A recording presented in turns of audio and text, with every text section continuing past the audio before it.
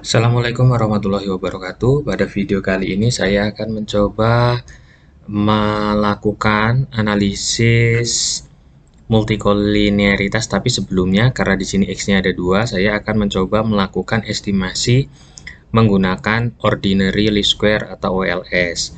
Caranya masih mudah ya, mahasiswa pasti ingat karena sudah melewati tahapan uji OLS. Nah, bagaimana kalau di sini X-nya ada 2? Kita sama caranya, kita pilih quick estimate equation. Di sini Y-nya adalah GDP. Berarti kita ketik GDP spasi C spasi inflasi spasi non tunai.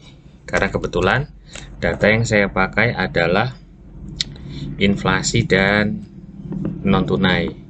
Non tunai di sini mungkin kalau nanti mahasiswa meneliti terkait dengan sistem perbankan ya, terkait penggunaan pembiayaan atau pembayaran non tunai. Kita klik OK. Nah, di sini sudah ada hasil dari estimasi yang kita lakukan, yaitu estimasi regresi berganda. Di sini kita dapatkan, bisa kita jelaskan di sini ya, bahwa ternyata variabel non tunai itu memiliki berpengaruh positif signifikan terhadap GDP, sedangkan inflasi di sini nilainya 0,2599 yang artinya lebih dari 5% atau 0,05, artinya inflasi berpengaruh positif tetapi tidak signifikan. Itu cara menjabarkan terkait dengan GDP, bukan terkait dengan GDP, terkait dengan variabel-variabel yang mempengaruhi GDP. Ternyata inflasi di sini di data saya berpengaruh positif tidak signifikan karena nilai probabilitasnya lebih dari 5%, sedangkan non tunai di sini didapatkan nilai probabilitasnya kurang dari 0,05 sehingga signifikan, dan di sini tidak ada tanda minus ya, di tes statistiknya tidak ada tanda minus sehingga berpengaruhnya positif. Jadi nanti seandainya mahasiswa menemukan kok di sini tandanya minus, berarti akan berpengaruh positif. Misalnya positif signifikan atau positif tidak signifikan, negatif signifikan atau negatif tidak signifikan. Itu bisa saja terjadi di waktu kita melakukan estimasi menggunakan ekonometrika ya, menggunakan aplikasi eViews.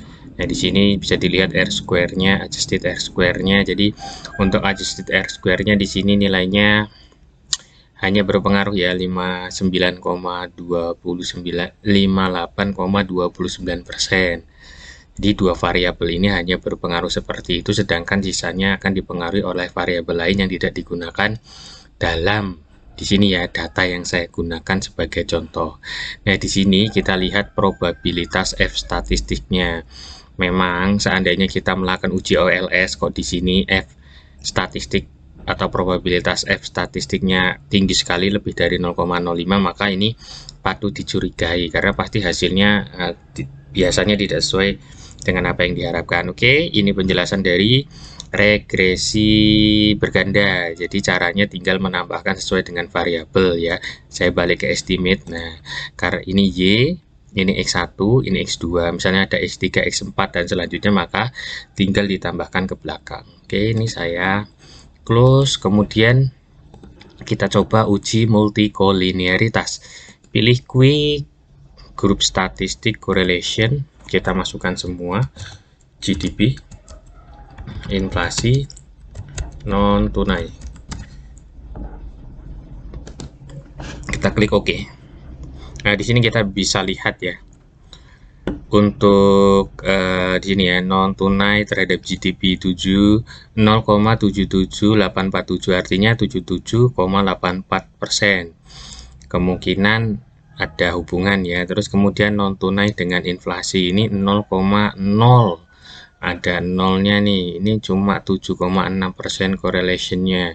Bisa jadi ini tidak memiliki hubungan nih non tunai dengan inflasi.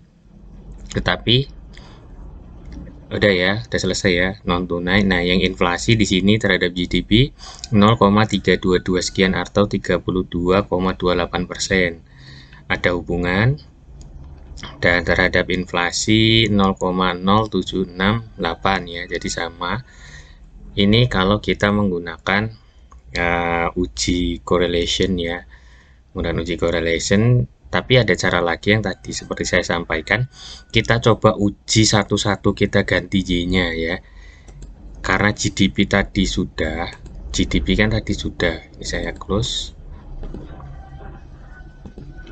GDP tadi sudah, kita coba cek ulang ya, pakai estimate equation GDP C inflasi dan non tunai.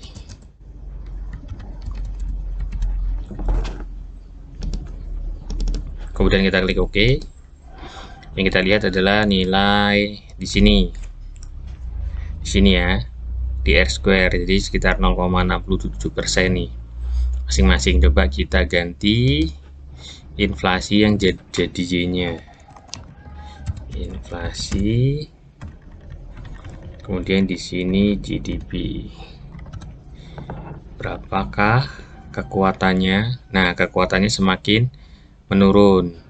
Kemudian kita cek lagi seandainya di sini non tunai GDP inflasi.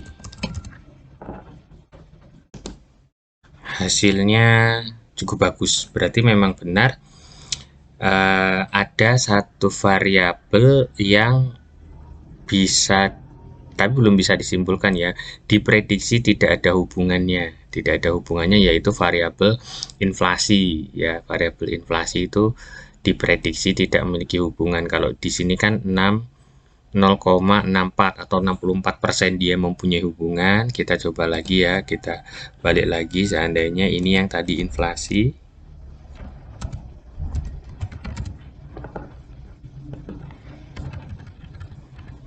Non tunai. Nah, di sini 0,18 atau 18%. Berarti kan inflasinya cukup kecil sekali dalam hubungan antar variabelnya. Kalau kita yang terakhir tadi, kita coba masukkan GDP seperti awalnya.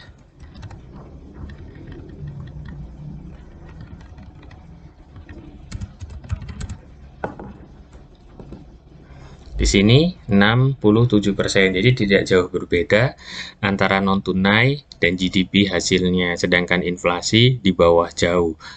Tetapi memang masih terdapat korelasi ya, walaupun korelasinya cukup kecil inflasi tersebut ya. Makanya di sini mungkin hasil probabilitasnya tidak signifikan untuk inflasi. Itu saja yang dapat saya jelaskan. Intinya adalah kalian bisa melihat apabila mendekati 0 maka dikatakan memiliki korelasi, dan untuk R square melalui nilai R square ataupun melalui tadi correlation, ketika hasilnya di atas 0,6 itu bisa kita katakan memiliki korelasi. Artinya lebih dari 0,5 itu sudah kita anggap memiliki korelasi atau memiliki hubungan antar variabel yang kita gunakan dalam suatu permodelan dan siap untuk diestimasi. Nah, bagaimana apabila terjadi ketidak